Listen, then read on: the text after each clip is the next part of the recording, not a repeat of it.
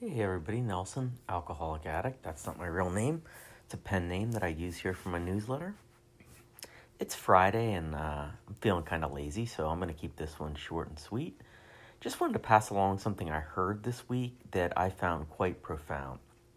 I was at a meeting a few days ago and a guy told his story, his about his recovery journey that he's taken, and he kept using the phrase troubled mind, sensitive heart to describe himself. So he would say, troubled mind, sensitive heart. And man, it really hit home hearing him say that because it describes me pretty well through most of my life. Definitely during my drinking and drugging days. And, even in sobriety some weeks, I think I have a troubled mind and a sensitive heart. It didn't go away just because I stopped drinking. And the day I heard that guy say it helped me just to be at a meeting and hear somebody say something relatable, something I can identify with, something that reminds me I am not unique. There's a lot of people out there like me, and we're staying sober and we're living good lives. It is possible. It's not like those four words add up to some incredible piece of advice that is going to change my life too much, but I'll tell you what, they sure helped me that day. That's for sure. Let me unpack the phrase a little bit. Again, it's troubled mind, sensitive heart.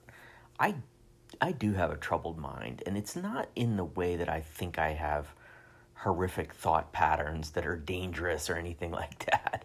But my brain is toxic. I mean, it can be a real wasteland in there. I get super judgmental and gossipy, and I'm so good at racking up resentments in a hurry. And the thing I think about all the time, I'll say it again, you probably heard me say it before, it's that the most seductive, dangerous voice I have ever heard is my own.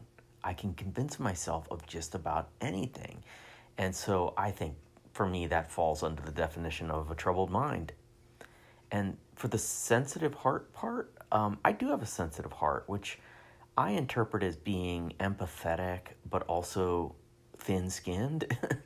As the old saying goes, I think I do have a big ego and low self-esteem many days, and that's a bad mix. I try to work really hard in recovery to not take life so damn seriously, to let things roll off my back.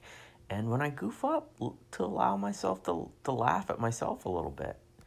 And that ain't always easy, Like the other day, I don't have a dog, and I was walking through the yard, and I found a mound of dog crap in the yard, and I was ready to call CSI Las Vegas and get Grissom out here to help me get a dog DNA kit and to trace that turd back to its rightful owner. I took it as a tremendous insult. Who would dare allow something like that, you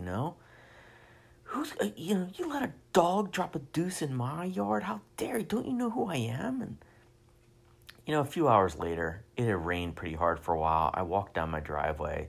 The dog bomb was gone. And guess what? So was my sensitive heart's irate reaction to it. So thanks for letting me share. Have a great weekend.